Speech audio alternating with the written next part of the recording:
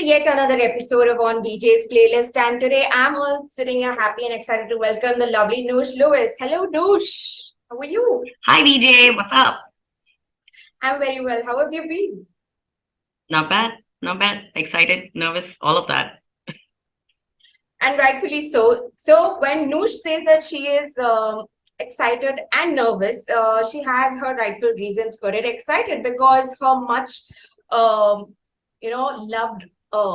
and laborious work, Forgotten Verses, is now out there. It's been about a fortnight since it has hit all digital streaming platforms. Nush, and I don't think it's exactly a fortnight, but I think it's been about 10 days. Yeah, yes, it has been 10 days. You're right. Yes. And nervousness, that's bound to happen if you're, just all set to make your debut tour to Adelaide, Australia in March 23. Wow. Can there be a better start to the year? No, I'm just hoping that this is one of those things that will, just have, it's a door to like good things from here on and just more exciting opportunities like this. That's the hope. So, yeah. Well, I have to tell you, Nush, that ever since you shared Forgotten Verses with me, I have not stopped listening to your story. And I think when you shared it with me, it was, it was the Instamojo link that you shared and the Bandcamp link. But when I heard it, I was like, I will not stop talking about this song because something about that song, I think, has a universal resonance, which I'm sure anyone who has been in that, in that phase, in that situation, will be able to relate to it. So firstly, thank you for that song.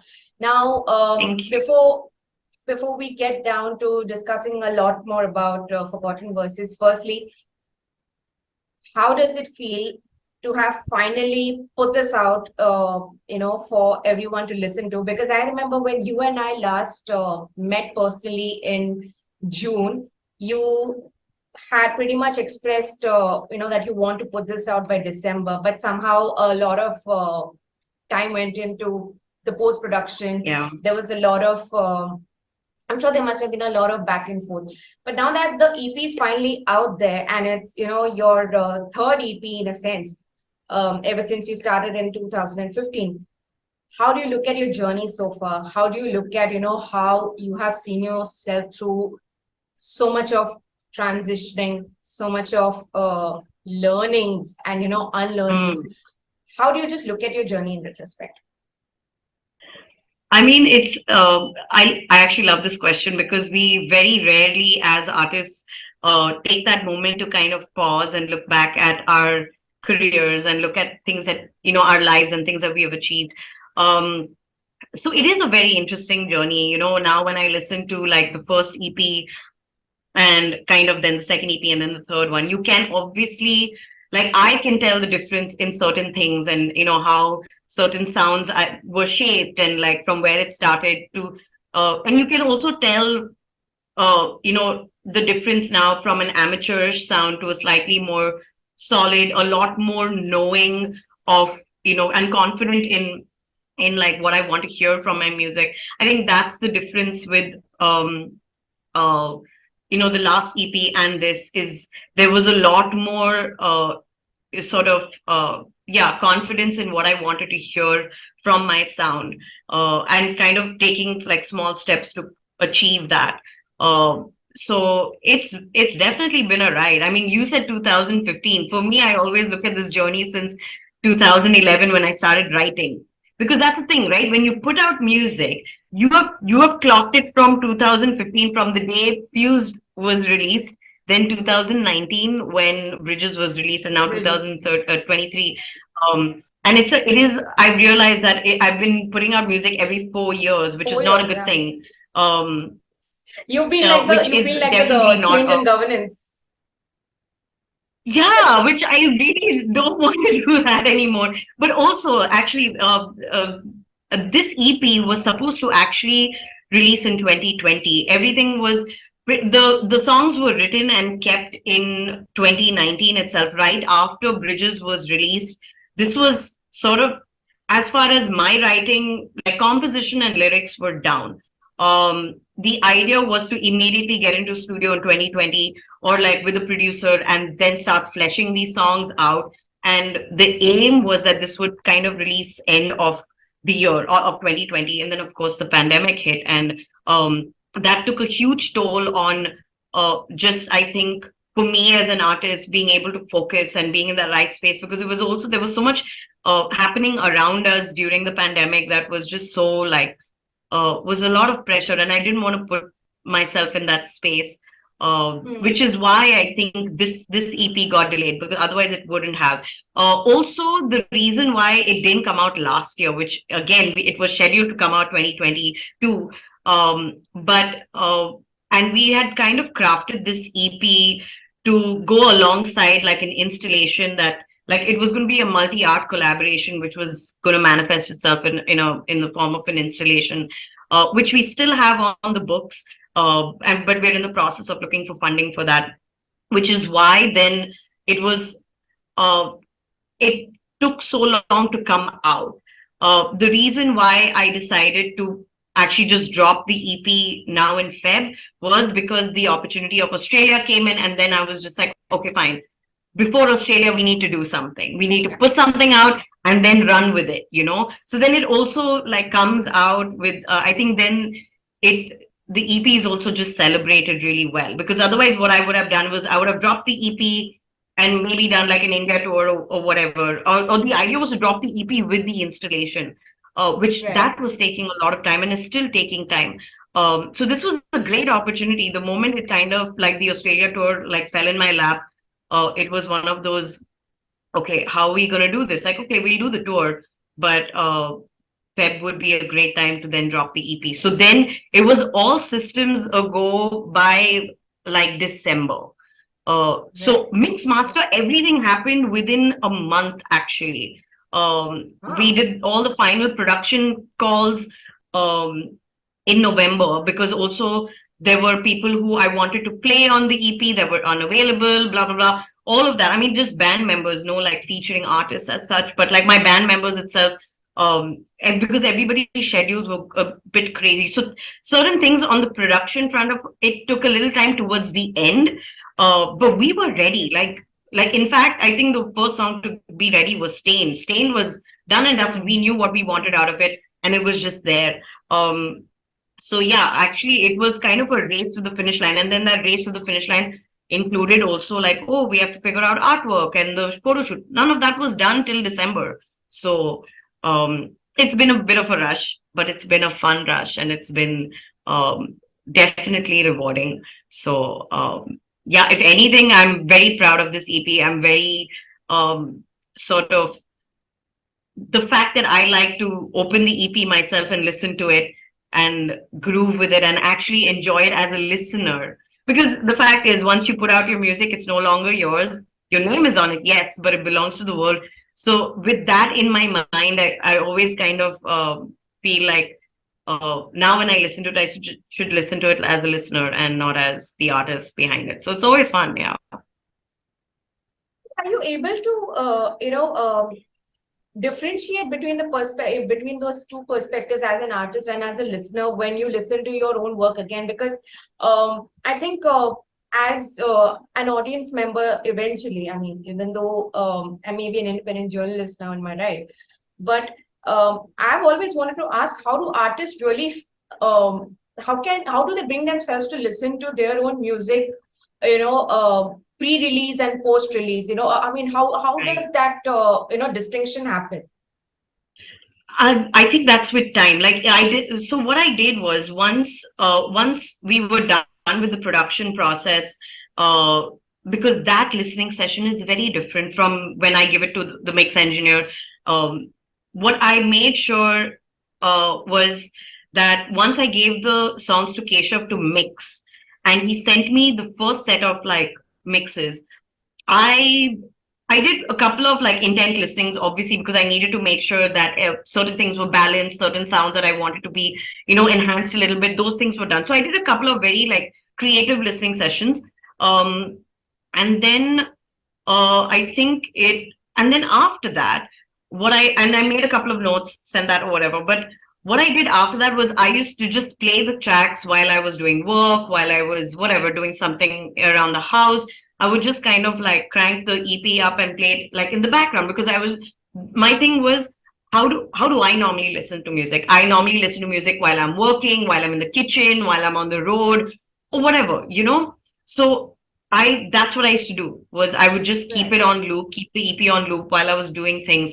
And that, when I realized that that was an enjoyable experience, I think that's what you have to do. You have to Yeah. kind of tune your mind out to that, because uh, I remember with my first EP with Fused, every time I would listen to it, I would nitpick on everything. But that is something that we all do, Hmm. nitpicking. So has there I been an think instance, sorry to cut you, but so has there been an instance where you've heard a song as a listener, and you realize that okay, it was sounding very good, when we had just about finished mixing and mastering it, when we were ready to put it out, and then post release, it's happened that you thought yourself like, oh no, we could have done a tweak or two over here, or maybe that could have been better. Does that right. happen? It, for me personally, it happened only with the first EP. Okay. Where I like post release, I sort of was nitpicking on certain things. But with the second EP, not too much. I think just one or two things that I was later, I was like, should I move that a bit or something like that? But never really bothered me. The first EP, definitely. I think and that also comes from just inexperience, you know. Right. When I did Fused, as far as production and arrangement is concerned, I had come in with like zero direction, because I was new to it. It was my debut Yeah. EP. So it was just me that I'm sitting with Ayan, and I was just like, tell me what to do, you know? And that's the growth.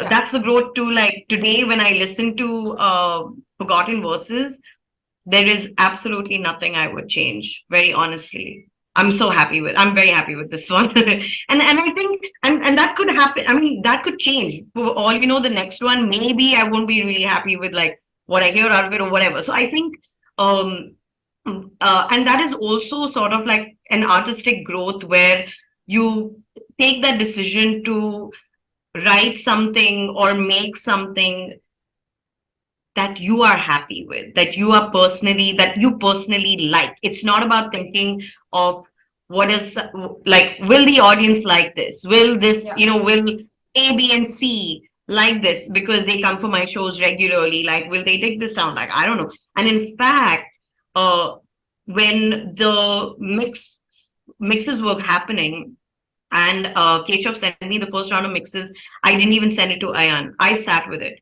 for the longest time. So the only people who had heard the mixes was Keshav and myself. Yeah. I went in for one session with Keshav, where it was only the two of us. We went through a couple of changes that we wanted to make. It was after the first round of changes that I then sent it to Ayan. Like, I didn't make anyone listen to it, because it was important for me to sit back and be like, okay, like, I love this, or I'm happy with this sound and I love the way this sounds. And that is uh that it takes time. It takes time to Yeah. come to terms with like, I need to be happy. But I've seen the, the after effects of doing something like that, where you sit down with something and you're like, do I like it? Do I love listening to this?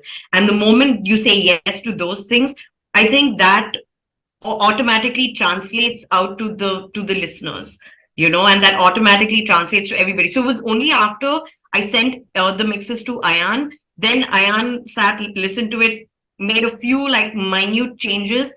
We again sat in on a session with Keshav, made those changes, and that was it. Even mix wise, we literally had two sessions of changes, and like teeny tiny things, like I want a little shimmer here, and I want a little more of drums here, and like very tiny little adjustments.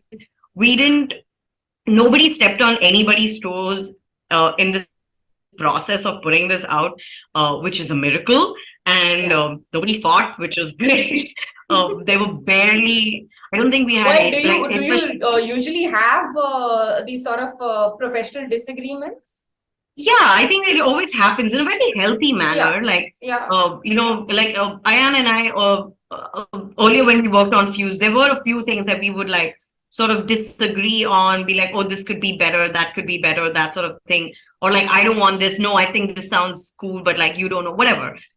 With this, it was very different. But that also is because I worked with Ayan on Fused and then on this EP. Ayan was not there on Bridges. And right. I think during that time, even though I mean we were friends, but we never like worked together in between those EPs. It was very evident there was a lot of growth also for the two of us professionally in our fields, and then to come together now was very rewarding. I mean, I think this is some of the best work that I and I have done together, and I'm so glad that we did. He's I mean his sense of production is absolutely brilliant. I feel he's got a sound that like yeah he never overproduces. Let's put it that way. I love the fact that it's very like chill. For those who still aren't well versed with your EP yet, Forgotten Verses comes from a place where there are literally pockets of your feelings and your innermost thoughts that were left unattended, and they were just lying, in some obscure corner of your beautiful house. When did you decide that you wanted to like revisit them, and then how did how did it suddenly stem into this idea that okay, this is what you wanted to put out for your listeners?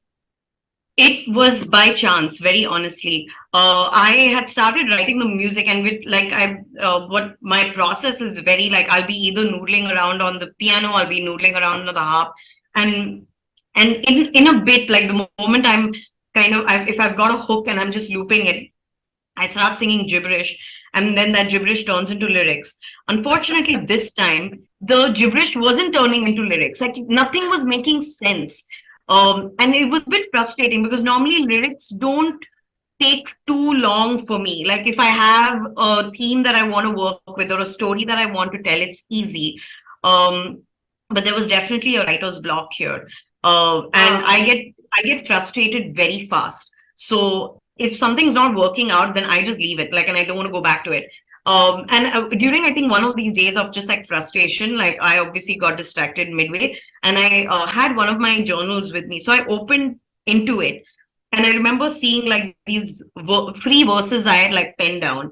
The best example of that is literally the first verse in Fly is literally lifted off one of these free verses, and it just I don't know how that happened, and this is where I truly feel like these are moments that are meant to be. Was that first verse just sat on the chord structure, sat within the gibberish that I was singing rhythmically over it and the phrasing and everything, and then I was just like, okay, cool. This it was a great starting point, and then from there I was able to kind of write the rest of the song. So these were just kind of like things that I kind of picked up on. And I think, Fly was one of the first ones to be written like that. And then the others kind of just rolled into place. And I would go back to a couple of like my older notes, pick, either words or pick out sentences and phrases that kind of sat in and then developed on that.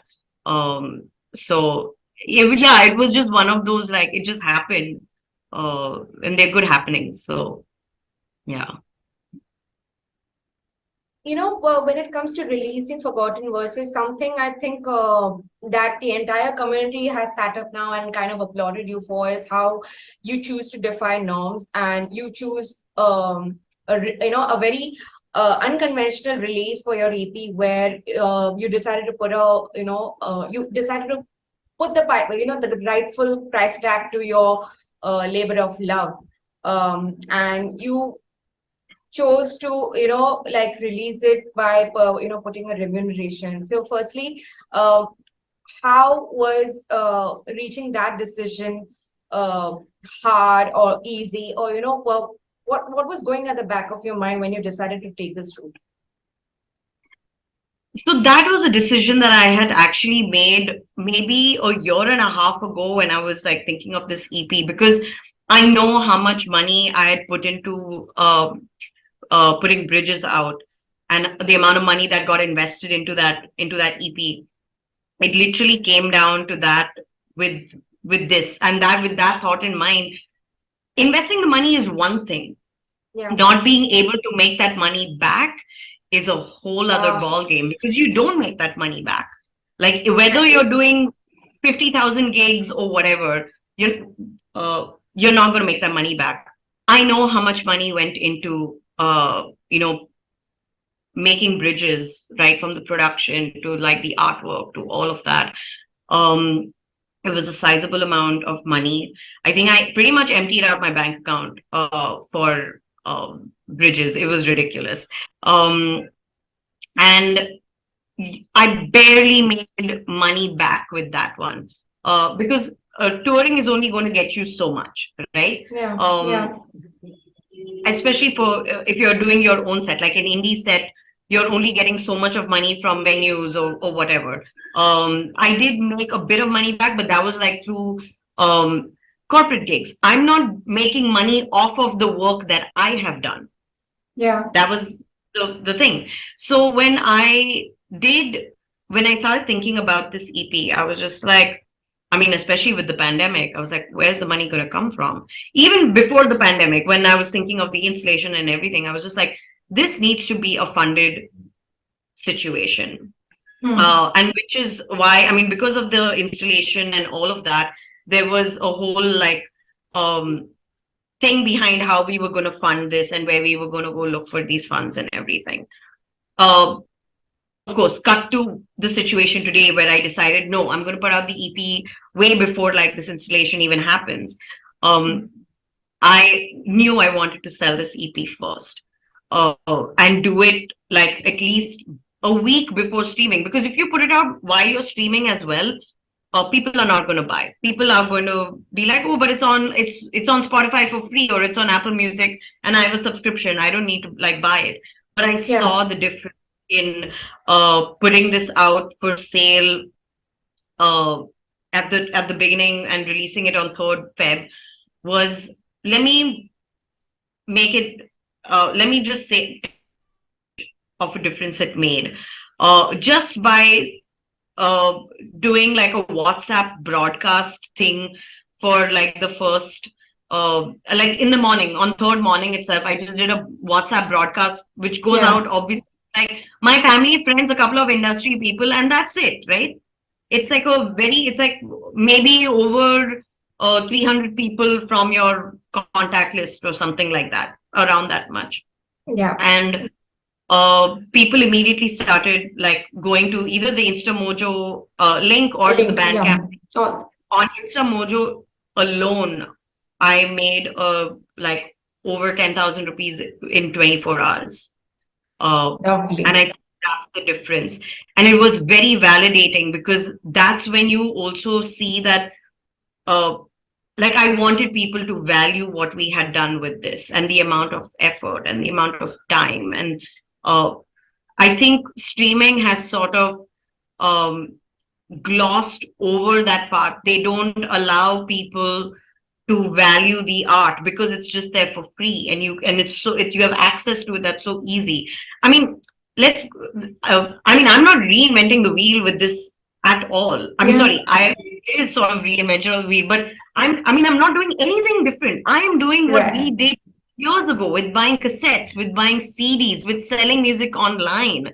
That's how we did it. You are like, I know, I've always known you as somebody who really walks the lesser treaded route, but who is a very strong advocate of artists' rights and dignity at large. And I mean, how can one talk about it without the actions not matching one's words? So I think what you did was you set out that example. But what I want to ask, Nush, is because some people might also argue that within a week of you having put this out for sales, it pretty much hit the, all the key music DSPs.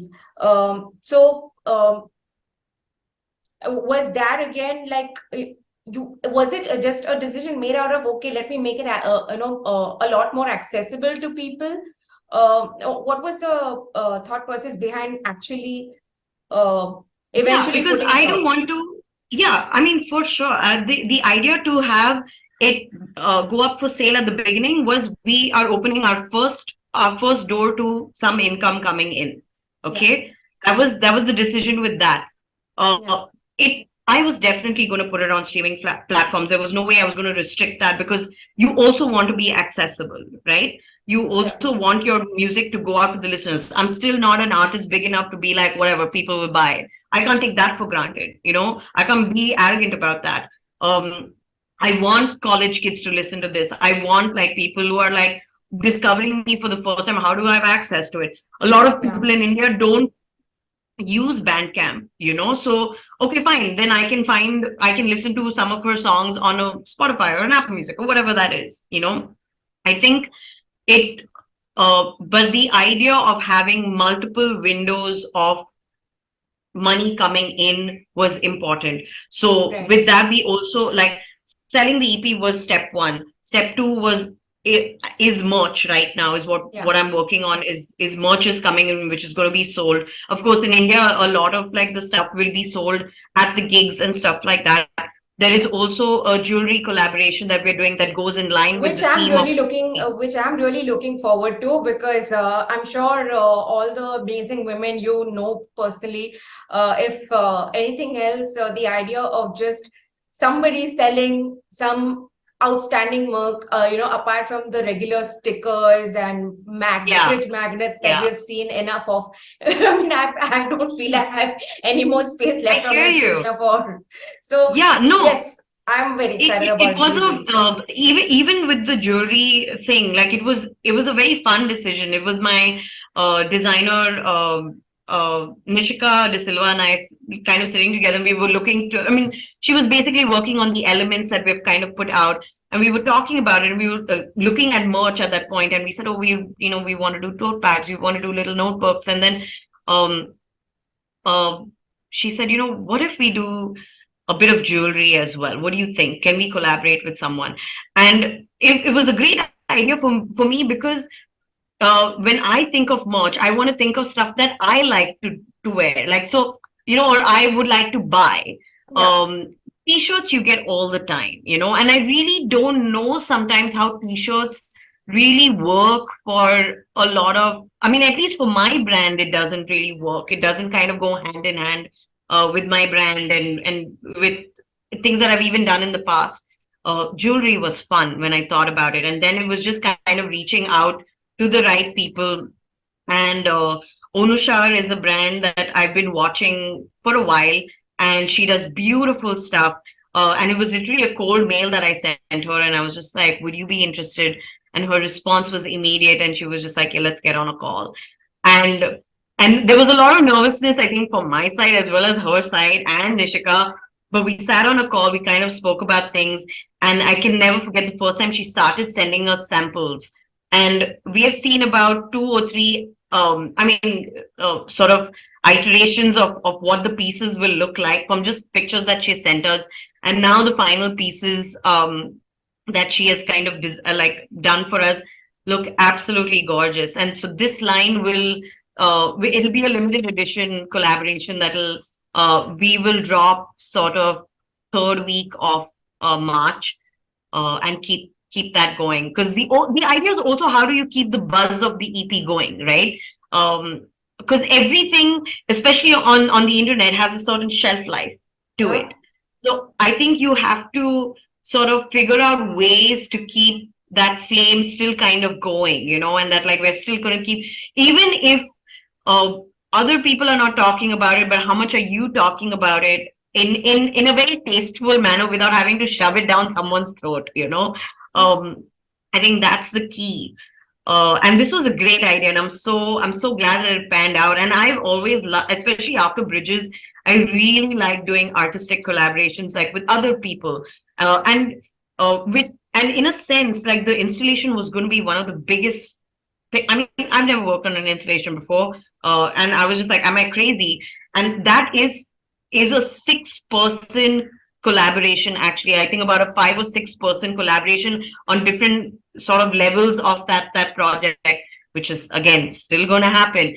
But I was so glad that even with this release, even though we pulled it up because of Australia and everything, the fact that it was able to also have that fun collaborative artistic collaboration between whether it was between me and Shreya Shetty who did the photographs and like and the By the way, conceptualization of the art. thank you for mentioning the photographer who clicked your amazing pictures, because I mean, when I'm chatting with you right now, and then I'm thinking Okay. of the artwork of Forgotten Verses, it feels like two different people. So that's how Yep. beautifully has Shreya shot you. So first of all, you're looking Yeah. stunning, on the cover, Thank on the you. cover Yeah, art. no, I mean even that like the journey of like putting that shoot together. I've never put my face on my work because I always found it very Yeah. awkward. So this was a huge step for me to be like, okay, let's do this. And Shreya was so great, and she's so gentle, and she makes you feel so good, and really hypes you up in front of the camera, which I think is what we have is the product of that. And then of course working with Nishika was one thing, working and then of course now working with Zona, who is the founder of Onushar, has been, I'm so glad that it is still a product of art collaboration, and it's not just a Nush Lewis EP. And that is something that I want to continue doing. I think in my career is have like really good collaborations, if not musically but artistically, that we're doing stuff that it's not just about the music. There is so much more to it. And that played off from Bridges and now into this, and I'm very proud of that for sure. You spoke about all these amazing women, who did this photo shoot with you. You are somebody I know who believes in the idea of collaborating and, constantly staying connected with the community. I remember letters to myself with Kamakshi Khanna. Now that for Forgotten Verses, you have collaborated with Ayan Dey, for those who do not know, and Keshav Dhar. How do you gauge, or rather, what have you learned from all these amazing, collaborative energies with other people? And I know that you personally, you really like working with a lot of women around you. But, once in a while, we are very fortunate enough to also, acquaint ourselves with some amazing men in the business. So, Yes. is it a matter of just wavelengths matching? I mean, do you think is gender really a determining factor anymore when it comes to just working together? Personally, no. I think it depends on who you're working with. Like you said, Yeah. like it's a wavelength thing. I know when I'm working with Ayan, there is a great deal of comfort there. He has seen my sound from the beginning. He knows the kind of person I am. He knows the kind of sound that I like to listen to. So he's able to kind of feed that and mold that. And definitely, there's a huge difference from the Ayan that I used to work with to the Ayan that I worked with over here. There was a lot more space for creative conversation. There was a lot more respect, which I deeply appreciate. And that goes to even, my work with Keshav. And that's the thing, right? We talk about someone like Keshav Dhar, who is Sky Harbor and all of that. And it can be you assume that you would walk into a room and be sitting across someone who would be very intimidating. But Keshav is the absolute opposite of that. And he was so the fact that he was just like, he's like, I want to mix your work. And the fact that he was like, I loved the sound of it, like I'm digging it. I was sitting that day in a studio being like, is this for real? Like, this is ridiculous. But I think that's where I talk about that space for respect, that space for like also asking me constantly, what do you want to hear from this? Are you done telling your story? Are you done? Is this a sound that works with you? Then we'll do it. There was no like I'm right, you're wrong, or like I know better than you. There was none of that. And I think that comes from the kind of person that you work with. So I wouldn't say I mean, I would say gender is not a big part of it, but yeah, it depends who you're working with. Which is Hmm. why for me, with everything that I do, it's a big it's a big deal for me to know the kind of person that I'm working with, or if I get along with them. I think that's the key thing. If I'm sitting with them Yeah. and having a conversation, if we get along really well, Yeah. 100%, if the opportunity presents itself, we will work together, you know? Absolutely. And that is something, and that's the difference. Of course, I chose to make the rest of the EP collaboration with women only, which was definitely fun. Right from the shoot, my stylist to my makeup artist to Shreya shooting it. Um, it was a three-woman crew who came on and DIY'd all of it. Like Shraddha Sardana, who was my stylist, was also assisting Shreya on shoot with holding lights and adjusting the backdrop and all of that. Antara, who was doing my makeup, Shri and Shreya, and Shraddha basically were the ones who were like throwing paper in the air to make like all of that happen. So I think it is, that was the joyful part of it was even though the EP was done with Ayan and Keshav, and of course we also had Johan Coutinho playing bass. I had Ariel Masar who played a bit of cello on some stuff, and I did have Deepika Seth and Ananya Sharma doing backing vocals. All the choir parts that you hear on Yeah. Fly and Fly. Yeah. uh, I think even Your Story um, are uh, are these two. I mean, not Your Story. Sorry, Found You. Fly, Are I these two think girls definitely who have has. uh, Yes, these two girls came in and made it sound like a freaking choir, and I'm so grateful to them. They were so lovely and they're so talented. Like, I mean, I was sitting there being like, I don't even know if I could sing half of those harmonies, but these girls were just nailing it. Like, they hadn't heard anything. They came into the studio. Ayan just sat down, was like, okay, can we try something over here? Can we try something over there? And they just nailed it, you know? And it's so great to also see girls who are getting into the industry who are that young and are Yeah. so confident. Like I just, yeah, it was a privilege having the two of them sing on the EP with me for sure. Yeah. Tell us a little more about this amazing opportunity to, perform in Adelaide that has, fallen in your lap. How did that happen? How did the dots join? Like I said, it fell into my lap. I basically got contacted by Manish Chandani, who used to be ex OML, and he was the ex festival director for Weekender, NN7 Weekender, and he had moved to Adelaide about 4 years ago.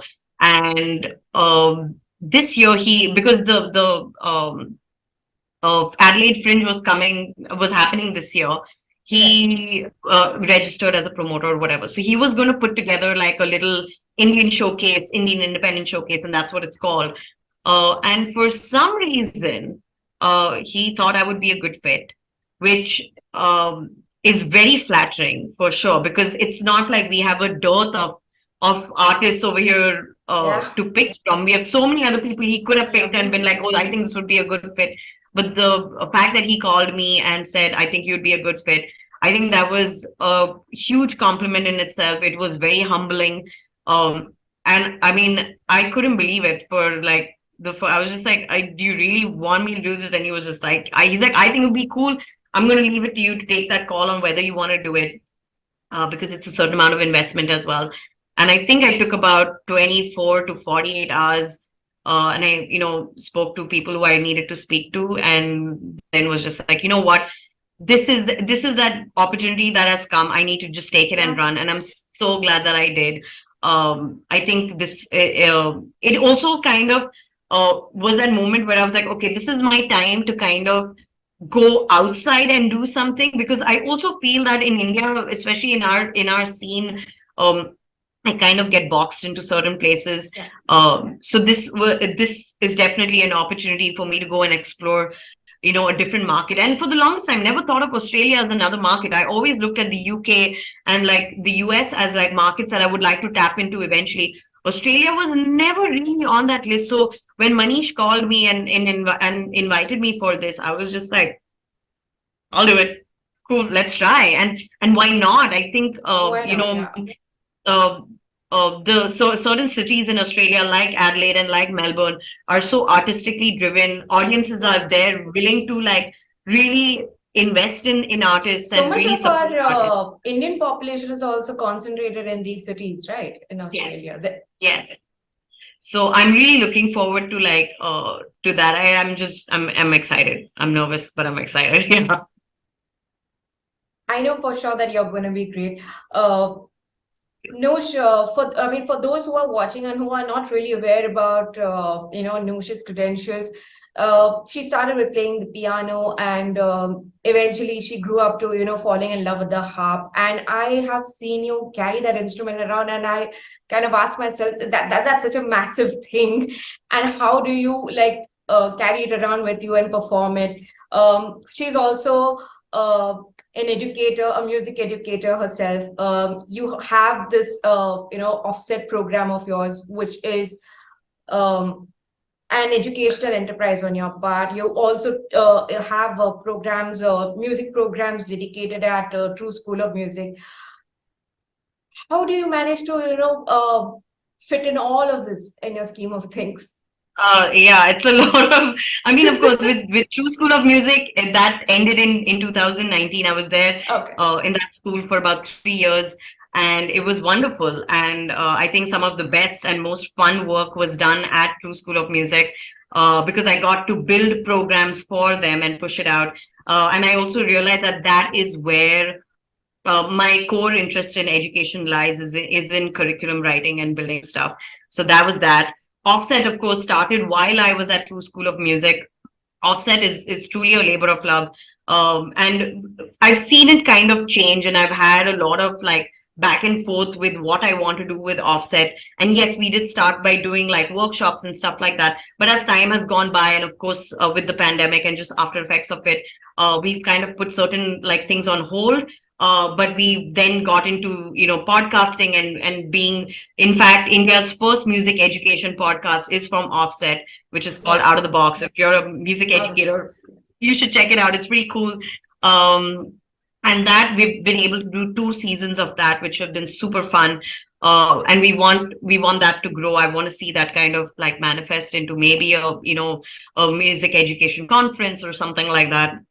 How do I get the time for it? Is I've learned to do things now one by one. And I feel like the reason why I have these multiple pockets that I have my hand in is because I'm someone who gets distracted very easily. And I'm just like, oh, this sounds exciting. Let me do it. And yeah, I do regret it at some point because I'm just like, oh my God, why did I like bite off more than I can More. chew?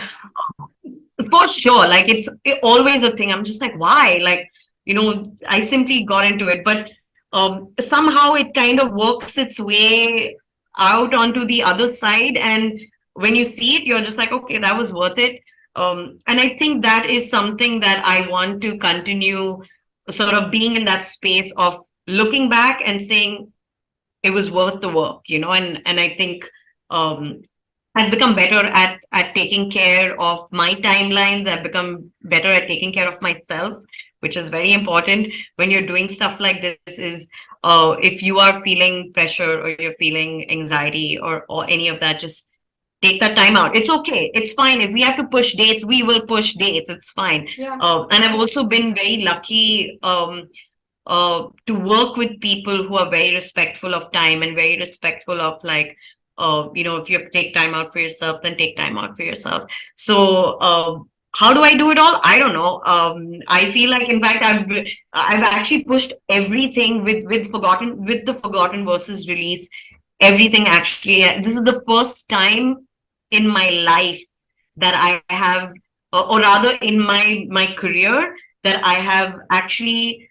I'm also solely focusing on Forgotten Verses, because I think even with Bridges, there was some offset work that was kind of happening in the background Yeah. and stuff like that. But yes, there was. But with this specifically, this is the first time I've said, no, I am going to 100% just focus on the music and focus on the craft. And it's a great feeling. And I'm really hoping that that pays off, that focus on this EP and the shows and all of that, the collaborations and everything. I'm really hoping that that pans out really well. So, yeah. But in your right as a music educator and as someone who is actively involved in making music and also uh, educating people around you about music, do you think there is a certain shift in attitudes, shift in approach towards how people around you are looking at music, not just as a hobby anymore, but do you think that people are now open to actually seeing it as a career? Because in India, we still are discussing the idea of looking at music as a career, from a security point of view. It will take a very long time. I mean, I think the first step to that is, and which has been a great step that we have seen, is the increase of professional music schools in India. The access to professional music education is huge, right from when the KM Conservatory opened to Global Music Institute, to True School of Music, to the Bangalore Conservatory. We have proper music schools. We have Swarnabhumi Academy of Music as well. You know, these are spaces where um, are really enabling students and giving people the confidence that they can get into the industry and everything. But overall, yeah, I mean, we're a country of like 1.3 billion people. It's going to take a while to just get arts education recognized, you know, to even see art education have sort of that visibility in mainstream education, and not as an extracurricular activity, but as something that I can take as a part of my program, or like as a part of my subjects that I want to be assessed on. I think that needs to change, but that is going to take, I mean, it's a bureaucracy anyway, so that's going to take a very long time. And it's going to take, you know, a great change in attitudes from the higher ups and policymakers to make that change in the system. So, but for now, I think where we are standing at in India in education is great. The one thing I definitely wish for is for people, as for music educators specifically, to start communicating with each other, because that's where the lack is, and which is why we started the podcast. Is we want to start having these conversations in education, because only once we start doing that will we probably see change in policy, or we're going to see changes in the music education system, or in the education system for that matter. So that's the hope. But it's, I mean, we all know right from the music, if you are in the music industry or in the education industry or whatever, it's a long game, and you've got to be ready to stick it out. So, yeah. To conclude our interview, Nush, I would like to ask one of my favorite questions, which I ask all my guests, is if I have to ask you about some of the amazing talents that you know of from the independent music community in India that you truly admire, or you love listening to, or you're looking forward to collaborate with, who are some of the names that immediately come to your mind? Oh my God. Whew, where do you begin with that? I would say Sachi is one of my favorite younger singer-songwriters. I think she's absolutely brilliant. There is Sachi, there is Noni Mouse, there is, as far as producers are concerned, Pardafash is someone who I love her sound. I love what she's doing. KAVYA TREHAN is absolutely nailing it, from, you know, being not only a great songwriter, producer, but as a performer, so strong and so visible on stage. And she makes you feel it's like magic. It's like watching magic. Karshni Nair, another songwriter who I think is so beyond her years as a songwriter, to hear her write about themes that resonate with you know, people who are 10 years older than her. That is talent, and that is skill. And I absolutely adore that child. I mean, yeah, I just met her on Friday at Ronak Mehti's showcase, and I told her about how I just cannot stop listening to Josephine on the floor. It's something that has blown my mind ever since I stumbled upon it. So Yeah. I totally No, get she's it. incredible. And that's the thing, right? Like this list, we can go on and on with it.